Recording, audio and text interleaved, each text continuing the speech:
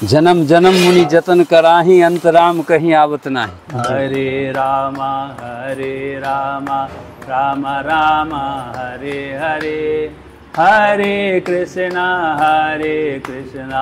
कृष्ण कृष्णा हरे हरे, हरे राम राम राम हरे हरे, हरे कृष्णा कृष्ण बिन विश्वास द्रव ही न राम। बिना विश्वास का राम जी नहीं द्रवते जी। जब तक उनके ऊपर तुम पूर्ण विश्वास नहीं कर लोगे, यहाँ भगवान हैं और ये हमारे मदद करेंगे, तो अवश्य ही तुम्हारा मदद करेंगे, अवश्य ही भगवान हैं। और जब लगातार तुम्हारी कार्य जारी रहेगी तो एक दिन दर्शन भी दे देंगे। कोई बड़ी चीज़ नहीं, कलयुग में तो सबसे आसान भक्ति है। जो मनुष्य जन्म लेते ही विषय भोग में गंवा देता है, लेकिन उस तरफ नहीं झांक के देखता है एक बार भी, आगे की कैसा हमारा अगला जन्म होगा और कल कैसा मेरा दिन बीतेगा, इसके प्रति उनको कोई ज्ञान नहीं है। सिर्फ पैसा कमाएं, ऐश मौज करें, हवेली में रहें, हवाई जहाज़ से चले, यही सब की इच्छा होती है। लेकिन ये इच्छा तो उसी को प्राप्त होती है जो पूर्व में भक्ति किया है जी, उसी को राजा का पद मिलता है। राजा ऐसे नहीं बन सकता, बिना तपस्या और भक्ति का कोई राजा नहीं बन सकता।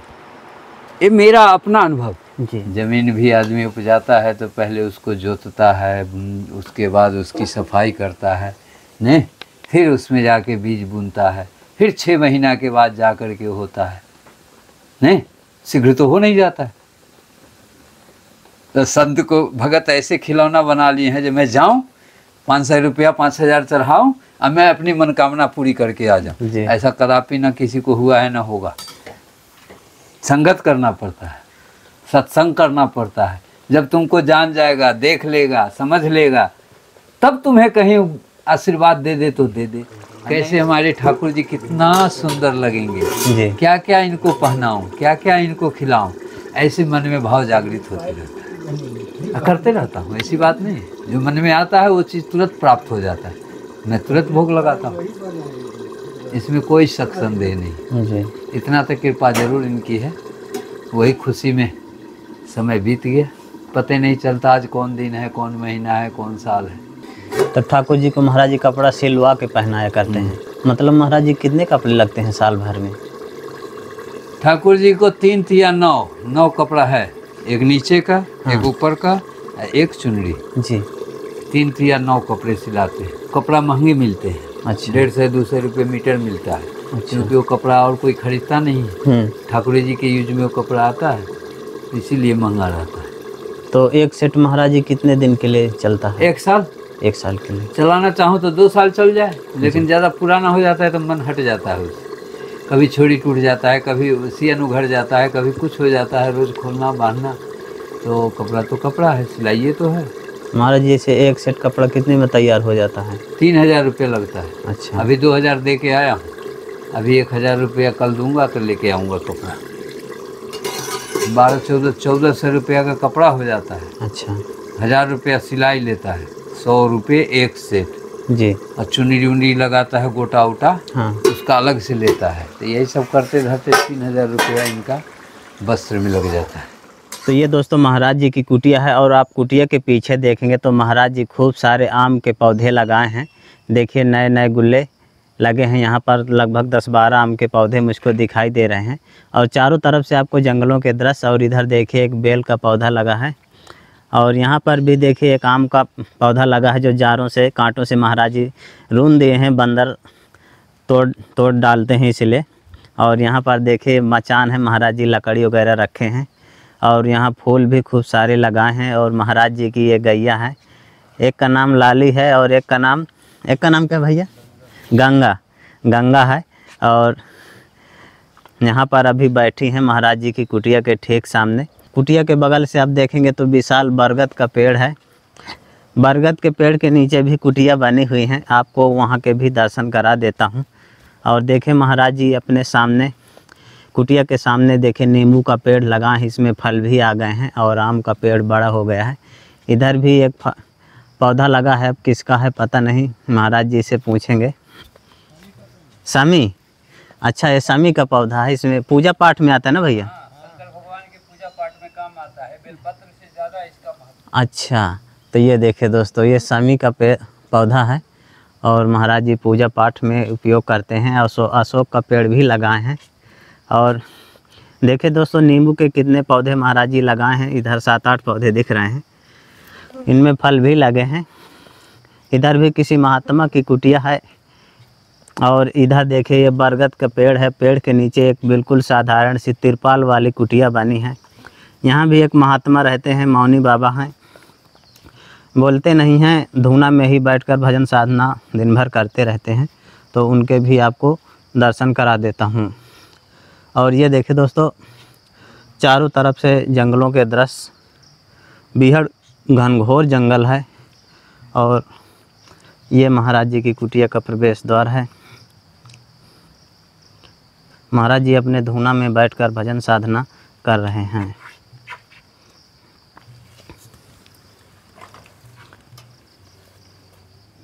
तो ये दोस्तों महाराज जी का धूना है। और महाराज जी दोस्तों, महाराज जी बोलते नहीं हैं और उनका कोई पाठ चल रहा है। सामने आप देखें महाराज जी के ठाकुर जी बैठे हैं। मौनी बाबा के लिए प्रसाद लेके आए हैं महाराज जी। आज फलाहारी प्रसाद महाराज जी लाए हैं।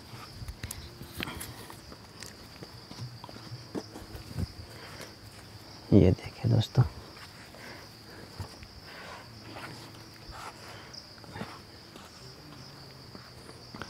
कहाँ जा रहे हैं भैया? डब्बा टांग कर पानी लेने जा रहे हैं। तो दोस्तों ये भैया हैं, देखे साइकिल में डब्बा टांगे हैं, महाराज जी की सेवा में लगे हैं। महाराज जी की सेवा करते रहते हैं, रोज़ आ जाते हैं। तो पानी भरना पड़ता है, गैया के लिए कुछ चारा लगाते हैं, भूसा। अच्छा, भूसा चारा कर देते हैं, पानी भर देते हैं, झाड़ू पोंछा भी कर दे जी। सेवक हैं दोस्तों महाराज जी के। और सेवा करना इतना आसान नहीं है, बहुत कठिन काम रहता है। सुबह 6 बजे मैं आया था और मैंने देखा कि भैया सेवा में लगे हैं, 6 बजे आ गए थे। अब हो सकता है कि शाम भी हो जाए जी। ना इस जन्म में किया हो कोई बात नहीं, अगले जन्म तो उसका पिछले जन्म तो किया है, जिसका परिणाम, जैसे सपोज दैट सब जाति कहते हैं जो हम क्षत्रिय हैं, हम ब्राह्मण हैं, हम वैश्य हैं, हम शूद्र हैं। नहीं, भगवान ने इसका बंटवारा नहीं किया है।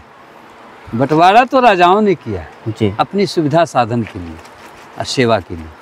उसमें भगवान का कोई रोल नहीं है।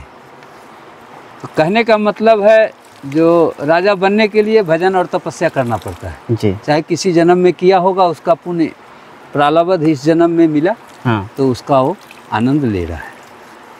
और आज भारत जो चल रही है, ये प्रभु की कृपा से चल रही है। हम तो ये कहना चाहते हैं, जो लोग अभी भी अंधे हैं, जैसे कानून को अंधा बना दिया घूस लेते लेते जी जी हैं, निर्दोष को सजा मिलता है और दोषी आनंद लेते जी। ऐसी हमारी भारत की कानून है।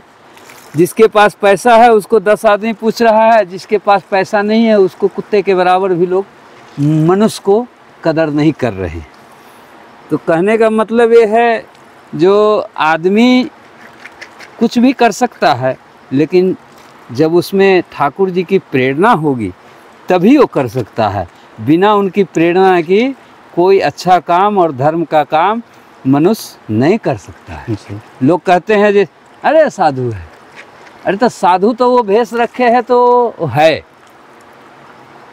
लेकिन उसको कौन बनाया साधु?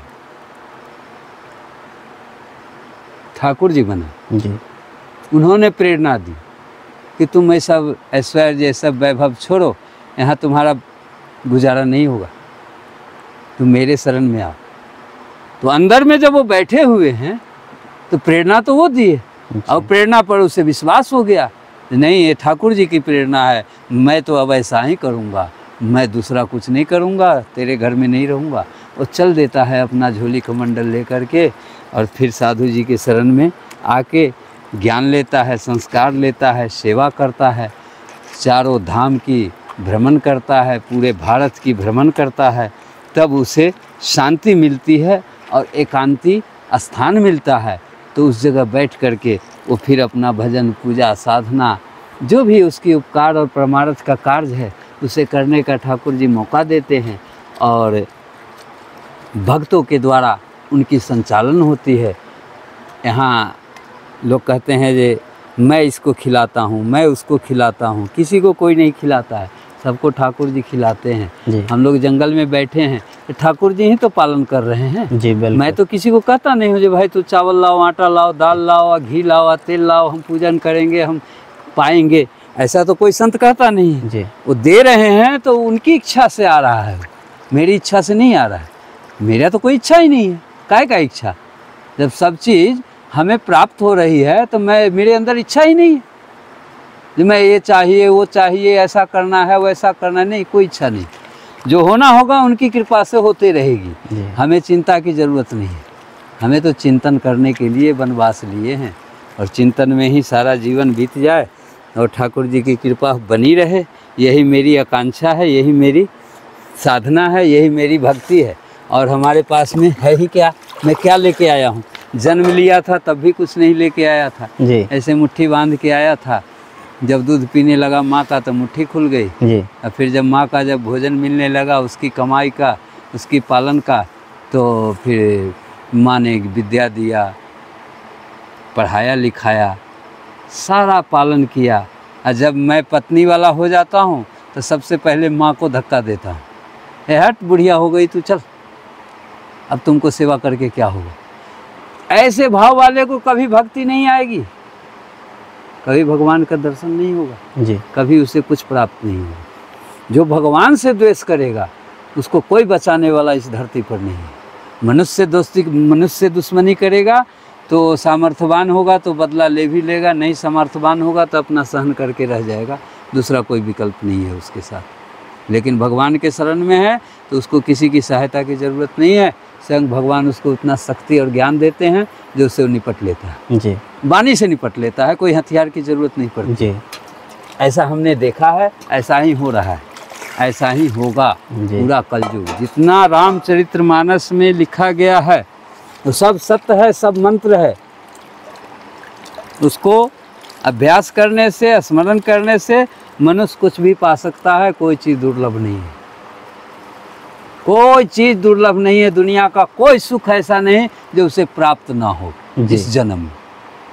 अगर भगवान को छोड़ के है तो उतना ही चीज़ प्राप्त होगा जितना वो अपने शक्ति और सामर्थ्य और अपने विद्या के अनुकूल पाया है। इसके बाद जब शरीर में कष्ट होगा तो शरीर का कष्ट भगवान ही निवारण करते हैं, कोई डॉक्टर वैद्य नहीं कर पाता है, वो तो क्षणिक है। पैसा जब तक है तब तक उसको दो, ठीक हो गया तो ठीक है, नहीं ठीक हो गया तो जाओ काम से, धन भी गया, धर्म भी गया और शरीर भी गया, तीनों गया, कुछ नहीं बचेगा तेरे। अब भगवान के शरण में हो तो सबसे पहला चीज़ तो तुम्हें ये धन मिलेगा जिस शरीर स्वस्थ रहेगा जी, बिल्कुल, सबसे पहला धन। इंग्लिश में कहा गया है हेल्थ इज़ वेल्थ, स्वास्थ्य ही सबसे बड़ा धन है जी। और जो स्वास्थ्य के ऊपर ध्यान नहीं दिया, भोजन के ऊपर ध्यान नहीं दिया, जब हम मनुष्य होकर कैसे खाएं, कैसे रहें, कैसे चलना चाहिए, कैसे जीना चाहिए, तो वो आदमी नहीं है, वो जानवर से भी सुअर है, सुअर जी। जैसे सुअर कीचड़ में लेट रहा हो, आपको ज़्यादा दर्द हुआ, अरे बेचारा इतना अच्छा जानवर, क्योंकि बराह रूप भी तो भगवान पकड़े हैं जी, बराह रूप भी भगवान पकड़े। चलो इसको निकाल करके थोड़ा सा पानी से, इसको साफ पानी से धो दो और इसको ऊपर कर दो जी, एक कीचड़ हट जाएगा इसका। लेकिन उसकी संस्कार कैसी है, स्वभाव कैसी है, जो कीचड़ से निकाल के ऊपर कर दिए, उसको धुल धाल दिए, साफ हो गया। जहां आप वहां से आगे बढ़े कि फिर जाके वो कीचड़ में ही जाएगा, वो पानी में नहीं जाएगा। तो वही हाल है मनुष्य का। किसी को मदद करो तो उस समय तो उसको तुम्हारे से प्रिय कोई होगा नहीं जी। और जब स्वार्थ खत्म हो जाता है तो फिर उससे बड़ा दुश्मन कोई होता नहीं। बिल्कुल ऐसी भावना है मनुष्य में। तो ये मनुष्य कब भक्ति पाएंगे, कब भगवान को पाएंगे? इस जन्म में तो मुश्किल है, क्योंकि आधा उम्र तो गुजर गई बाल बच्चा पैदा करने में, खाने में, विषय भोग में। अब आधी उम्र बची है तो आधी उम्र बाल बच्चा के चिंता में लगा देता है। अरे मेरा बेटा पढ़ाना है, मेरे को ये करना है, वो करना है, ऐसे करना है। समय ख़त्म हो गई। और जब मरने समय आता है तो कहता है जी सब भगवान का दोष है। भगवान कभी किसी को दोषी नहीं ठहराते, न वो खुद दोषी हैं, स्वयं मनुष्य अपने कर्मों का फल पाता है और उसको भोगता है। इस जन्म में कम पड़ जाता है तो फिर जन्म लेना पड़ता है उसे, और फिर भोगना ही पड़ता है। कुकर्म शरीर से कोई नहीं, पानी से धुलने से नहीं धुलेगा, कर्म करने से धुलेगा। पानी तो सिर्फ ये सत्संग है जी ये भक्ति है। जी देखते हो हर मनुष्य जो साधना भक्ति की तरफ चलते हैं, जब तक वो स्नान नहीं कर लेते हैं तब तक उनसे कोई साधना भक्ति नहीं होती।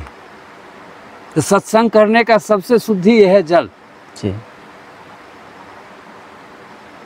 बिना स्नान किए हुए शरीर शुद्ध हो सकता है? नहीं नहीं हो सकता। जी बिना भोजन किए हुए क्या पेट भर सकता है? नहीं भर सकता। बिना भोग किए क्या इच्छा की तृप्ति हो सकती है? नहीं हो सकती है। चाहे 3 काम के लिए मनुष्य को जो भी कुकर्म करना पड़ता है वो कर लेता है, लेकिन 10 मिनट बैठ करके भगवान का भजन नहीं कर पाता है। तो ये बताओ जी, इस ऐसे मनुष्य को भगवान क्या करेंगे? भगवान का कहीं कोई दोष नहीं है, कभी दोषी नहीं ठहरे हो। किसी जीव का दुश्मन नहीं है। हाँ। जीव तो दुश्मन अपने आप बनाता है। जी हाँ, उसमें भगवान का कोई कसूर नहीं। बन गया तो तेरी जीत, हार गए तो भगवान पर दोष लगाते हैं। इतने अच्छे मूर्ति है, देखा भी नहीं, सुना भी नहीं, कभी नाम भी नहीं लिया, लेकिन दोषी या कलंक तुरंत लगाते हैं। वो सब कलंक का दोष तुम्हारे ऊपर लगेगा, भगवान के ऊपर नहीं लगेगा। क्योंकि भगवान ने ही अपनी कृपा से तुम्हें मनुष्य तन दिया है, तुम्हारे कर्मों से नहीं दिया है। जी ये जो कोई मनुष्य सोचता है कि मैं तो वो अपने हिसाब से तो सब काम अच्छा कर रहा है, हैं? उसको कहाँ ज्ञान है इस चीज़ का।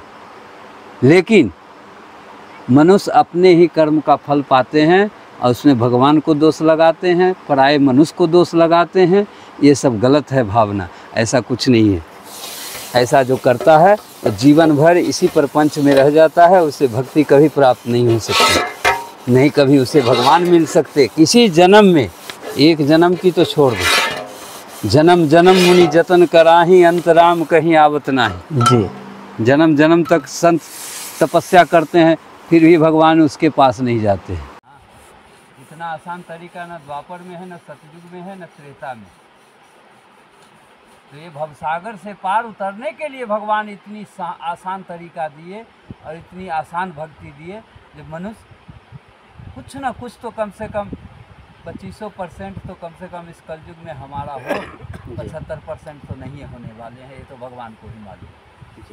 हाँ, ये भगवान को ही मालूम है। जो 75% ये कलयुग में हमारा नहीं होगा, ये जाएगा 84 लाख। 25% तो हमारा है ये। अब कलयुग में 25% हो गया तो बहुत है, बहुत। जितने भी संत हमारे भारत में हैं, ये सब जन्म ही तो लिए हैं माँ के पेट से। अब कोई ऐसा जरूरी नहीं है जो धनहीन होता है वही संत बनता है। संत बनने से कोई नहीं बनेगा, संत तो भगवान बनाते हैं। अभी तक हमें कोई प्रमाण नहीं मिला जो अपने मन से कोई संत बन गया और उसको भगवान की दर्शन हो गया। ऐसा कोई प्रमाण है? नहीं, ना होगा जी। करना पड़ता है। भगवान भी आए थे तो मनुष्य को ज्ञान देने के लिए ही आए थे, और उसी में नरलीलाओं की आदमी बने। तो उनको आदमी बनने का क्या जरूरत था? मनुष्य बनने की कोई जरूरत नहीं। वो तो पूर्ण ब्रह्म है, वो तो क्षीर सागर में आनंद लेते हैं, बैठे रहते हैं। उनको कुछ करना थोड़ी पड़ता है। वो करने के लिए 33 कोटि देवता को रक्षक बनाए हुए हैं इस सृष्टि को चलाने के लिए। ये मनुष्य नहीं चला रहा है सृष्टि। सब देवता ऋषि सब जो है सो हवा में बिचली हो करके अपना विहार करके और सब चीज़ देखते रहते हैं कि कहाँ कैसे कौन क्या कर रहा है। नित्य का रिपोर्ट ब्रह्मा जी को हर जीव को लिखना पड़ता है, और जब शरीर छूटता है तो उसी के अनुसार उसको जन्म मिलता है। हाँ,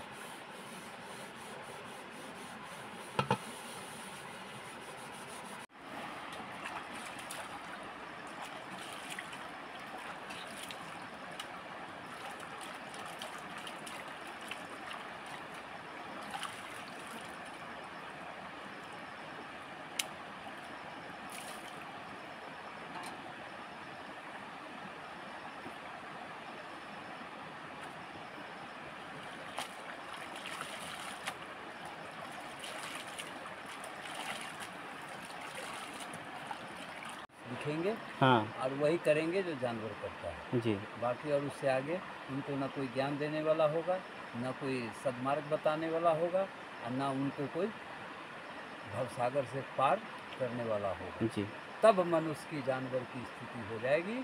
और फिर मनुष्य को खोजने पर, आज तो इतने संत देख के घबराते हैं जो अरे इतना संत हो गया, अरे तुमसे तो एक गुना भी नहीं है जितना तेरी संख्या है, जी 125 करोड़ तेरी संख्या है, हमारा तो अभी लाख में भी संत नहीं पहुँचे हैं, जी तब बलबला रहे हो जो इतने संत हैं। अरे जो भी हैं सब संत हैं, जिसके माथे में तिलक लगा है, कंठी पहना है, लंगोटी पहना है, जो एकांतवास करता है, संत वो नहीं तो क्या तुम हो संत हैं? जी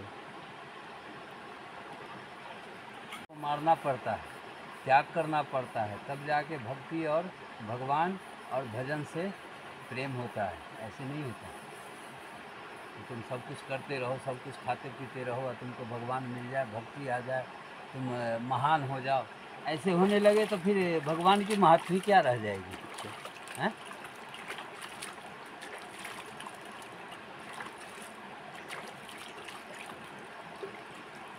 मनुष्य तो भगवान का नाम लेने से कतराता है, डरता है।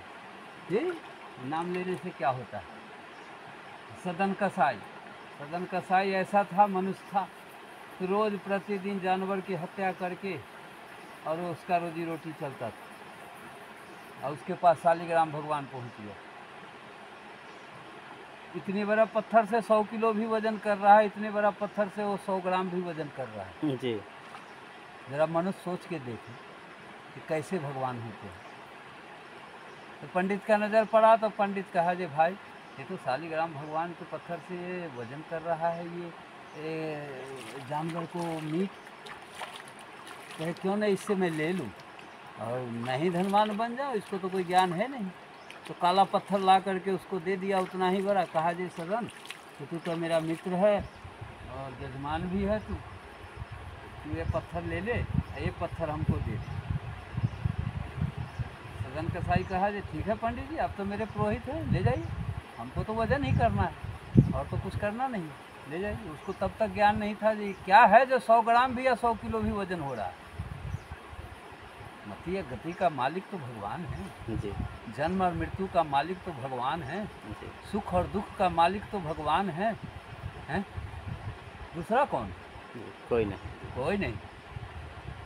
पंडित जी ले गए उसको, तो घर में बढ़िया से स्नान ध्यान करा करके उनका पूजा पाठ सुबह पहर चालू कर दिए। एक दिन किए, दूसरा दिन भगवान स्वयं उसको सपना दिए, जहाँ से लाए हो वहीं हमें पहुँचा दो, मैं तेरे पास नहीं रहूँगा, नहीं तो जो 2 रोटी खा रहे हो ये भी बंद हो जाएगा, शीघ्र पहुँचाओ मुझे। सपना दिए। दूसरे दिन पंडित जी ले जा करके तुरंत उसको दिए, कहे भाई तुम अपना ये पत्थर पकड़ो और हमारा पत्थर दे दो, ये तुम्हारे पास ही रहेंगे।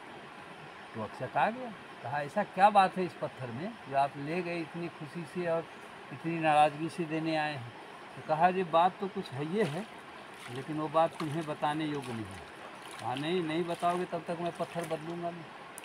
अब वो जिद कर दिया, तो जिद कर दिया तो पंडित हार गए। तो कहे ठीक है, तो बता दिया उससे जैसे ऐसा मुझे सपना हुआ है तो मैं आया हूँ लेकर। उसी समय सदन कसाई ने छोड़ दिया वो कर्म और ले जाके भगवान को बढ़िया से नहवा धुलवा करके पूजा शुरू कर दिया। अब उसके अंदर डायरेक्ट भक्ति प्रवेश कर गई। तो जब से पूजा शुरू किया तो उसकी इच्छा हुई, अरे पूर्ण ब्रह्म रह रहे हैं जगन्नाथ जी, चलते हैं दर्शन करते हैं जगन्नाथ जी के, हैं? ये नहीं सोचा कि मैं शूद्र हूँ, हमें जगन्नाथ जी मंदिर में जाने नहीं देंगे लोग, ये सोच उसकी नहीं रही। ये सोच होता तो घर से जाता ही नहीं, हैं? गया तो वहाँ के पंडा देखते ही जो है सो उसको रोक दिया गेट पे, कहा जी नहीं तुम शूद्र हो जी, मंदिर में जाना नहीं है, बाहर से दर्शन करो और जाओ जी। बेचारा घूम गया, गेट पर आया, साष्टांग दंडवत किया, कहा प्रभु मैं तो आया था आपसे दर्शन करने, लेकिन आपके जो पुजारी लोग हैं जी सब हमें अंदर नहीं जाने दिए, मैं तो यहीं से दर्शन करके जा रहा हूँ जी। स्वयं जगन्नाथ जी अंदर मंदिर से उठ करके आए और गेट पर खड़ा हो गए, कह रोक, दर्शन कर फिर जाना। साक्षात आज भी जगन्नाथ जी के पहला गेट पर जगन्नाथ जी का एक फोटो लगी हुई है पत्थर की, वही पहचान है सदन कसाई की दर्शन का। जी। तो सदन कसाई ने धन्य हो गया और ठाकुर जी की दर्शन करके आ गया। इतने भगत हैं, इतने पूजा कर रहे हैं, सब किसी को दर्शन नहीं दिए जी। और उसको दर्शन दिए। जी। क्यों? ये भगवान की प्रेरणा से ऐसी हो, उसकी प्रेरणा से नहीं। तो जब तक विश्वास नहीं होगा तब तक भगवान का दर्शन नहीं। और भगवान की सुख और आनंद की प्राप्ति मनुष्य को नहीं होगा, नहीं होगा, नहीं होगा। चाहे जितना कोई पैसा खर्च कर ले, पैसे से भगवान नहीं मिलते हैं, भगवान तो प्रेम से मिलते हैं। जी। ना गिर जाए हैं।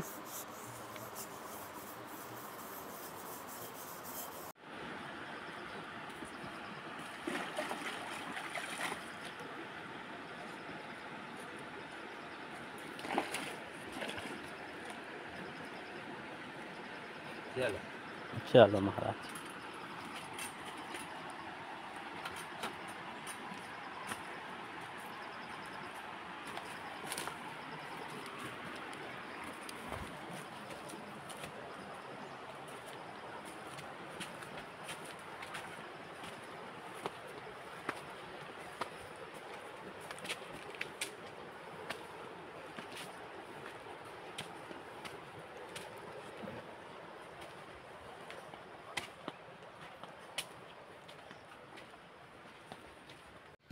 Hello hello hello.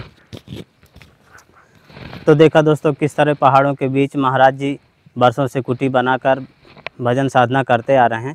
दोस्तों संतों की तपस्थली का वीडियो आपको कैसा लगा आप हमें कमेंट में ज़रूर बताइएगा। जल्द ही मिलते हैं एक नई जगह एक और नए वीडियो के साथ। तब तक के लिए कामतगिरी जर्नी की ओर से आप सभी को धन्यवाद।